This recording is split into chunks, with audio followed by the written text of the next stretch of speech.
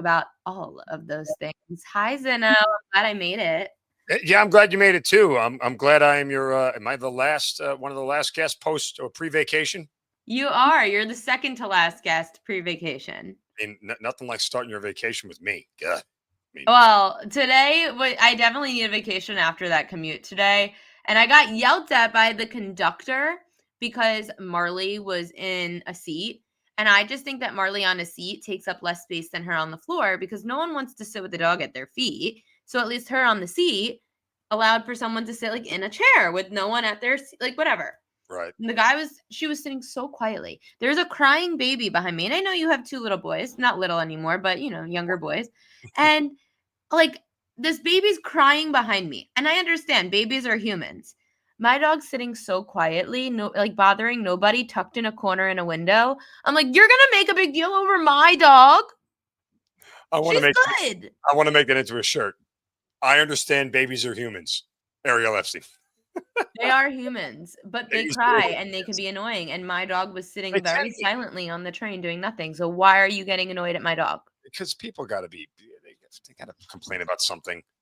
Like if you're not, Ridiculous. are you even living if you're not complaining anymore? Is that I what? guess not. I was actually trying to be like a nice, respectable person on social media, and it turns out when I complain, I get more likes and views. So All right. Well, let's talk sports. Let's talk sports.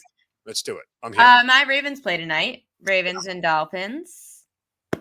I know you're going prop. Just I am going. initial Listen, thought. the reason I'm going prop is this: I believe the Ravens are on the right side. I believe the number is correct. I don't want to lay 7.5 It's on the really road. hard to lay 7.5 on the road with the team who's getting On a their short week. quarterback back from injury. And the guy who's coming back from injury, I have no idea. So what do? I look to every alternate market I could find. Team total 30.5. Oh God. Like, yes, can the Ravens score 30 on this defense? Yes. Full optimal Ravens? Yes, they can. But what if Lamar struggles for the first half, right? Like, what if things are off, timing's off? It's not all clicking. And so that first half total, over 14.5, I'm like, same problem. What if Lamar needs 2 quarters to get going? And then all of a sudden, they only get to 13 in the first half, but yet they score 25 in the second, go over the 30.5. Like, so I couldn't get comfortable with any number in any market. So I went to the prop market. Do we trust the Ravens to hand the ball to Derrick Henry? All I can tell you is this. They've since Lamar went out, they faced weak run defenses before, and that didn't help them hand the ball to Derrick Henry anymore. Somebody said to me, because I asked, are we seeing Derrick Henry like take the turn down? Because he looks like he's slower this year. He's other than week 1 when he listen. Everyone talked about the Saquon foot off the gas because of all the overusage last year. Derrick Henry was right behind him. Yeah, I mean it's a lot. And next year, Jonathan Taylor will be the guy to fade because correct when he hits 2,000 yards at some point this season and doesn't win the MVP. Yeah, I mean, also why give the ball to Derrick Henry all these last few weeks when your team, first of all, was dumb enough to start Cooper Rush under center? You were losing anyway. Lamar's back. I like it. I know Miami has had a rough time stopping the run. However, they've also had a rough time against other positions. So which one are you attacking? We're going to go Isaiah Likely. Look, this is interesting because, believe it or not, this is the first game these two guys have played together this year. Mm-hmm. Likely was injured the first time the whole offense is on the field. Right. Lamar was injured from week 3 on. This number is a very depressed number, Ariel, at 21.5. The last time these two guys played in a game together, his Likely's yardage reception total was at 32.5. So we're down 11 yards here. We know the connection is there between Likely and Lamar. We might be able to get all this. Time. Yeah, we might be able to get all this in one shot here. So I think he'll get multiple receptions tonight. I know. How come you chose Likely between him and Andrews? Because I saw an interview with Likely boasting about how excited he was to have Lamar back. And not only that, his usage rate the last 2 weeks has gone up over the last 2 weeks, even with Mark Andrews in the fold. I know it was other quarterbacks, but his usage rate percentage of, on the field snaps has gone up the last 2 weeks. So he's going to be on the field even more. The chemistry is there. And when I hear a guy openly talk to the media about how excited he is to have the quarterback back, well, that means to me that he knows he's going to get the football, and he didn't get the football the last 2 weeks. He's been a ghost since he came back, understandably, because there's no Lamar. So I didn't text you about this ahead of time. I actually did that on purpose because I wanted your raw reaction. And not only that, when I text you about a prop and you tell me about something and I'm excited about it and you're not, I go, oh.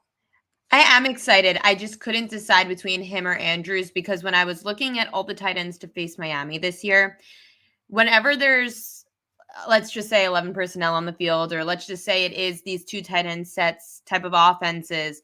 I looked back at this season, one goes over and one goes under. That scared me. I looked at prime time. They both equally have had good prime time games. They both equally have had good games against Miami. I know that we are at the Isaiah Likely is due portion of the season. He has not had a big week. He's healthy. He's had that playing time now. He has his quarterback back.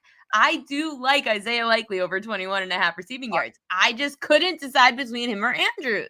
I would tell you this, Ariel, too. I'm going to throw a shekel down on an anytime touchdown from him. I agree.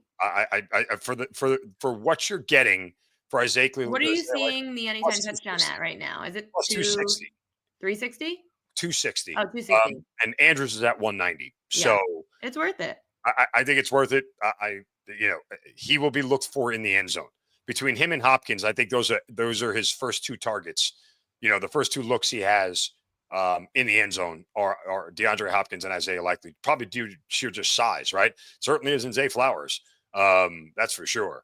So Lamar is smart in that sense. But again, there's no reason he shouldn't have multiple opportunities tonight because we anticipate that Lamar will have the ball. You're also getting a depressed total on Lamar's rushing numbers, which I wouldn't touch just because who knows if he's going to probably take a less run approach in this game tonight. It's funny too, Ariel. I don't know. I heard from a couple of people in Baltimore that Lamar was the one who made the decision not to play last week. It wasn't the Ravens.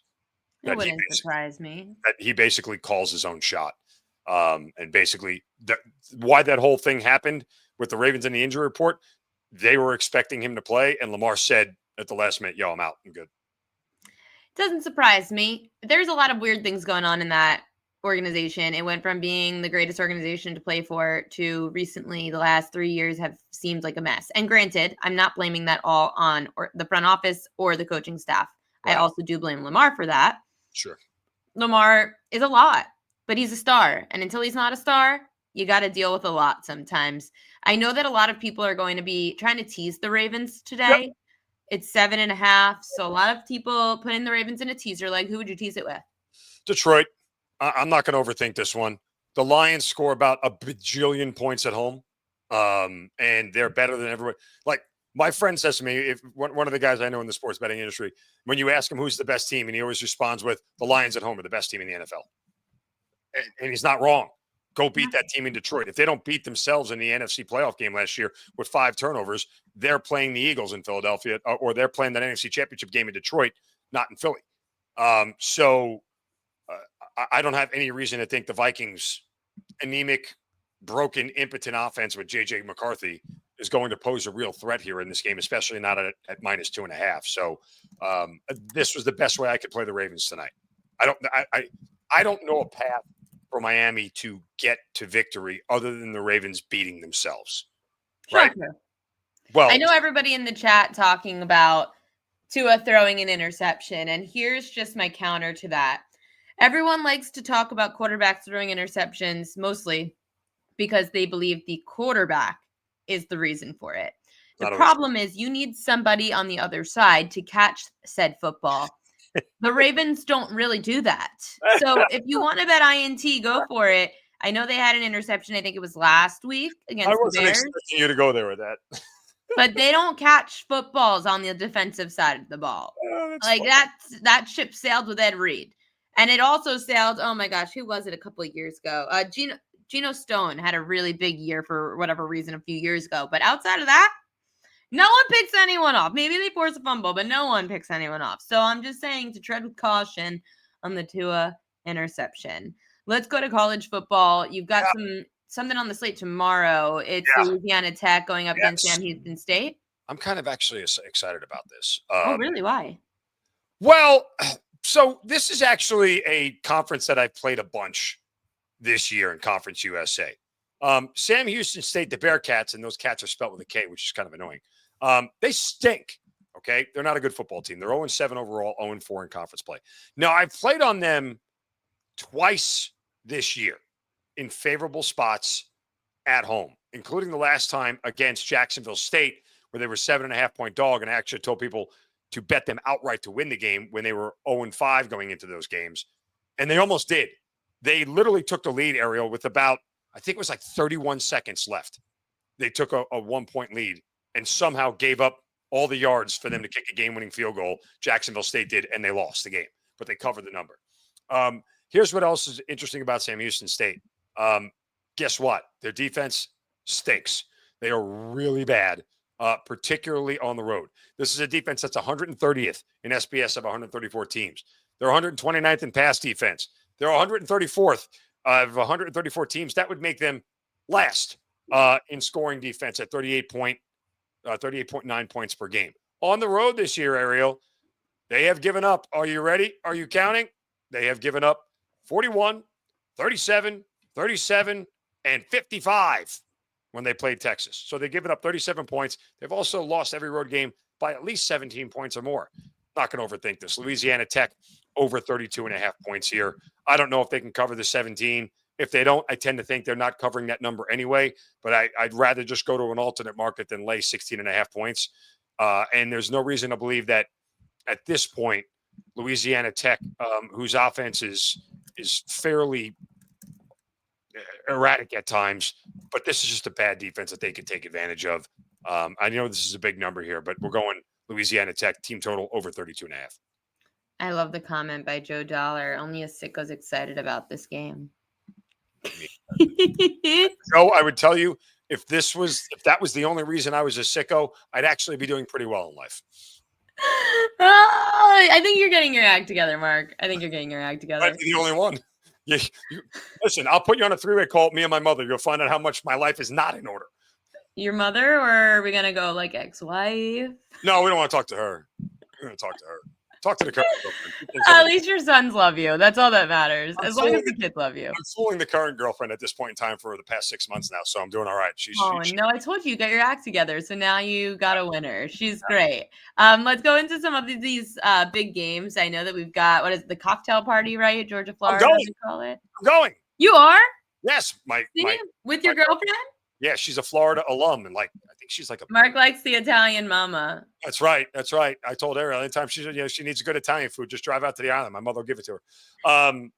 And you want to crazy? My girlfriend's 100% Italian. Go figure. From Jersey, no less. There we go. So I'm going to the cocktail party. Very excited. First time there. Going to take in all the. Fun. I'm jealous. Everything else. And add one more note. Ready for this? So there's a big Halloween party on Friday night before the cocktail party because it's always the last weekend, in October. We are going as my cousin Vinny. I'm going to be Joe Pesci. She's going to be Marissa Tomei. Oh my gosh! So you guys are really feeding into them. No way Mark is taking Georgia. Here's what I'm doing in this game. You ready for this? And I actually kind of love this play more and more. Florida first half plus 3.5. Let's go do a quick recap. Okay, when you look at Florida and what they've done this year and the games that they have played, because guess what? Florida, their defense, for my money, is probably the second best defense in the SEC behind Texas, right? But this is a team right now that was within one score of LSU in a game that they lost 20-10, all right? They only gave up 13 points to Miami the entire 3 quarters of the game. Their offense was so anemic, though it was so bad. They were leading Texas Tech at half. They were within one score of Texas A&M, and they were leading Mississippi State. What happens to Florida every game? Because their defense is on the field for nearly 40 minutes every game because their offense stinks. They run out of gas and they end up getting pulled away from late. What has Georgia done in their last games? Trailed to Tennessee, trailed to Alabama. Kentucky don't count. They stink. Yes, they were beating Kentucky. Trailed to Auburn, trailed to Ole Miss. If Florida has any chance in this game, any at all, they are within a field goal at halftime. Because show me the game script with that offense. I know Georgia's defense is bad. And here's the other thing, too. But, Georgia has the worst pass rush in the SEC. Dead last in sacks. The first time in Kirby's 10-year tenure at Georgia that he's been dead last in any defensive statistical category. Their pass defense is 14th. Their third down conversion percentage is 12th. This is not a good defense. If Florida has any chance, it happens early. Give me the Gators first half plus 3.5. Oh boy, see, everyone thinks that he's a Braves homer, that he's a Georgia homer. God, you couldn't be further from the truth. Well, you didn't do yourself any favor with the Braves this season. I did not. No, I was betting. I wasn't the Braves. I was betting Strider, and the dope stunk over and over You and know over. who else stinks over and over again? Penn State. Yeah, Who would have thought that at this honestly. point in the year, if you told me week 0 that Penn State was going to go to Ohio State as 20.5 point dogs, I would have been like, what the hell happened? Ask yourself this question. Just stop and think. Penn State season goes exactly the way it goes. But James Franklin is still the coach. Is there a world where this is a 20.5 point spread? There's no way. This Well, is Andrew Ayler's an out. overreaction line. It's such an overreaction. What was the look ahead line on this? It couldn't have been Ohio State more than 7.5, maybe 10, right? Well, with or without Ayler. Drew, yeah, I mean, Aller is out. That's it. I can't. I'm not laying 20.5 with Ohio State. Period. Done. Never. The only thing I'd have to say is, and again, everyone here in the chat, take what I say about college football with a grain of salt, but I did go to Penn State. These kids on Penn State know the season's over.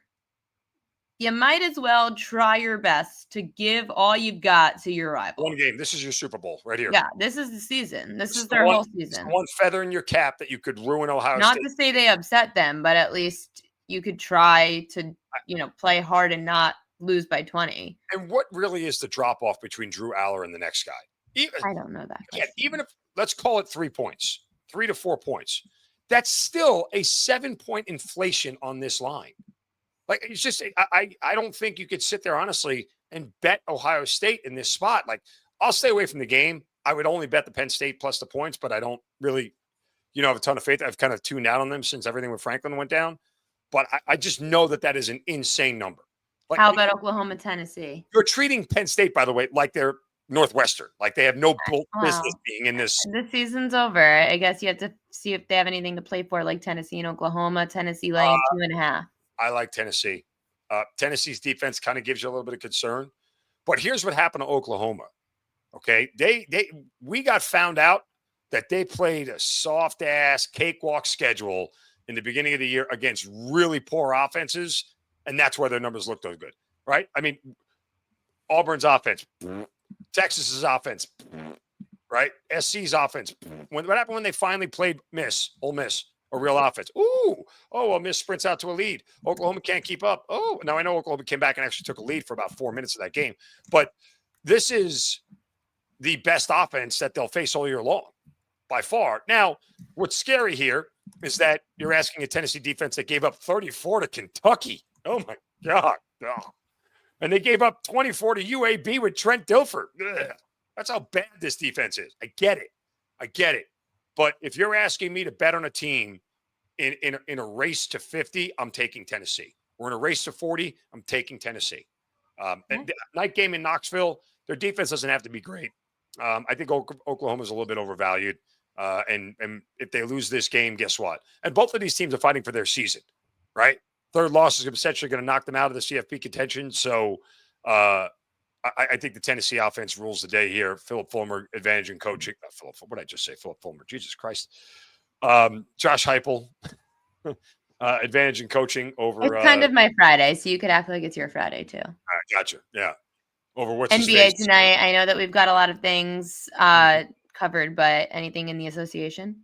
Yeah, I'm laying it. I laid it with the Spurs. I know the numbers moved to 6.5, which would give me a little bit of pause, but I got the 5.5 this morning. Why? Well, hey, who's the only team in the NBA to have covered every game this season, Ariel? I'll give you a guess. That'd be the Miami Heat. So what are we doing? We're playing against them. Perfect spot here against a better team with Wemby. The Spurs have proven that they can score and score at will. I understand they're 4-0 here. Get it in front of the freight train. I think it's not. I mean, come on. If I would have asked you to lay odds on which team would of their first 4 the Spurs are on a tear. The Spurs are on an absolute tear. They are on a tear, but they haven't covered every single game this year. No. The Heat have. So I'm not saying that the